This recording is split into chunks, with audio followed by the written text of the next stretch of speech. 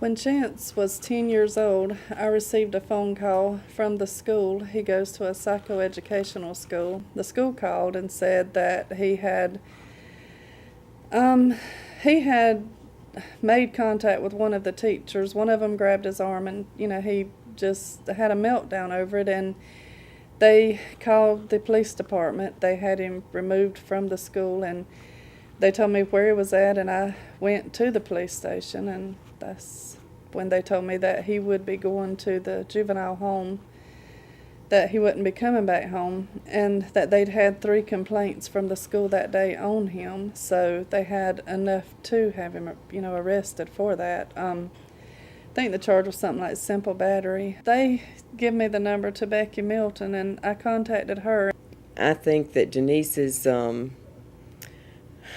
I think that her entire experience has been something that's not isolated. It's happened to a lot of families, including myself, with my own child with disabilities. One of the programs at Parent to Parent is Parent Partners, and there are 3 parent partners. There's one representing the northern part of the state, one representing the southern part of the state, and one that supports Hispanic families. And if a parent calls in with a question that is a little bit more in depth, that deals with an educational issue, something that a coordinator would not be able to provide assistance for over the phone or maybe with email and information, then that is referred to a parent partner. And we will provide intensive one-on-one free support for this family. A lot of people will say, I cannot believe that this is free.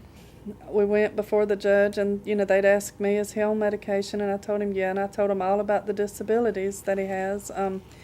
He has bipolar disorder. He's been diagnosed with autism. He's been diagnosed with Asperger's, pervasive developmental disorder, OCD, ADHD. And I told the judge all of these things, and she was talking to me, but she was talking to the school also. And she said the only way that he could be released is, through an evaluation, a forensic evaluation.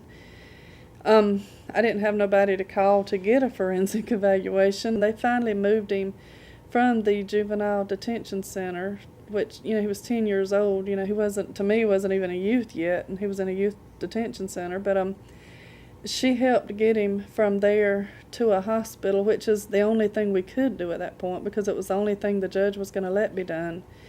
Because she had what we were saying and what the school was saying. So they sent him to Milledgeville Central State Hospital. Parents go through situations that are really difficult.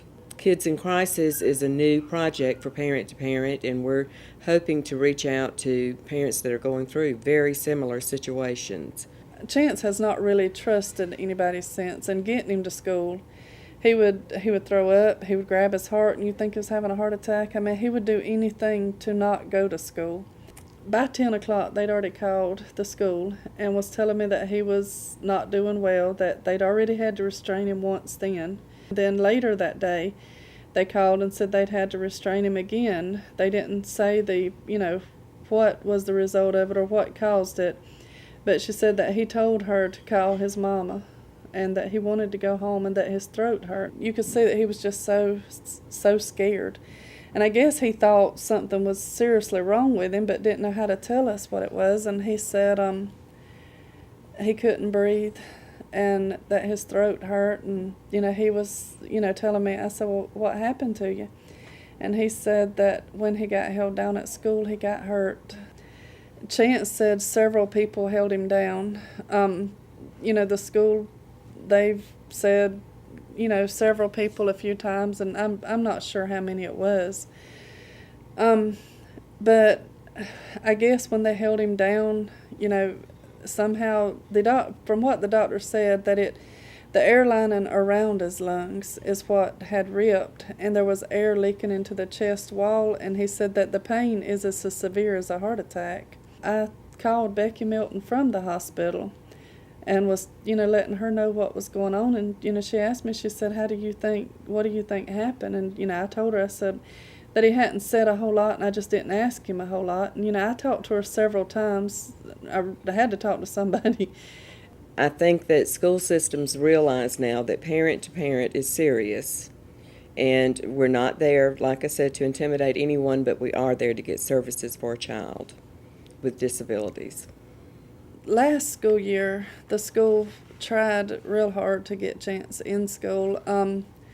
I didn't feel that they were very supportive. I'm sure they felt they were.